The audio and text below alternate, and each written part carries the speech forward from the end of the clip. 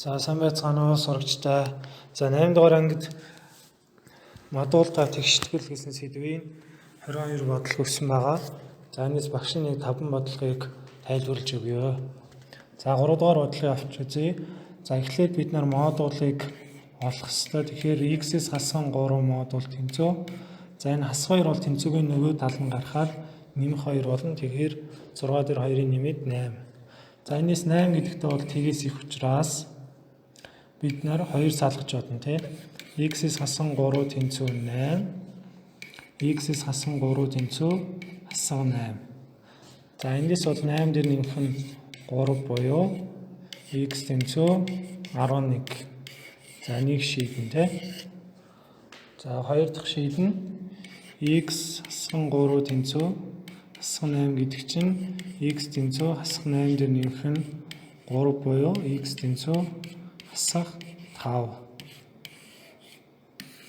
За ийм хоёр шийд орж байна. За 6 дугаар бодлого. За мөн адилхан 3 үржих нь x-с хасган 1 тэнцүү. За 8 дээр 1-ийг нэмээд 9. За энэс x-с хасган 1 модуль тэнцүү 3. За энэ 9 их 3 тувааж байгаа тий. За 3 бол тгээс их учраас 2 салгаж бодно. x-с хасган 1 тэнцүү 3. X-с хасган 1 тэнцүү бас 3. За эндээс бол x тэнцүү 4 харна. 3 дээр 1-ийг нэмээд за энд x тэнцүү хасах 3 дээр нэмэх нь 1 буюу x тэнцүү хасах 2 гэсэн. За ялгаатай 2 шийд гарч байна. За 10 дугаар бодлого. За 10 дугаар бодлого бол модуль тэнцүү хасахтай үеийн тгээс бага. Тийм учраас энэ бодлого бол шийдэг үү. За 18 дугаар бодлого. За эндээс модулыг олох юм бол 5-аас хасган 4x тэнцүү. За 6-г 6 хувачин 1.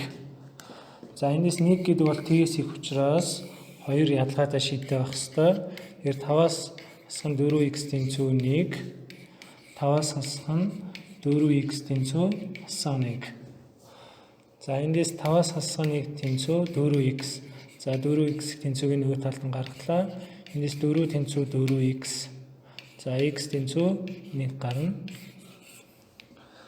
За энэ дээр бол 5 дээр нэмэх нь 1 тэнцүү 4x. За 4x-ийг бол эс тэнцүүгийн нөгөө тал нь гаргаж байгаа тий. Хасган 1-ийг бол бас тэнцүүгийн нөгөө тал нь гаргана.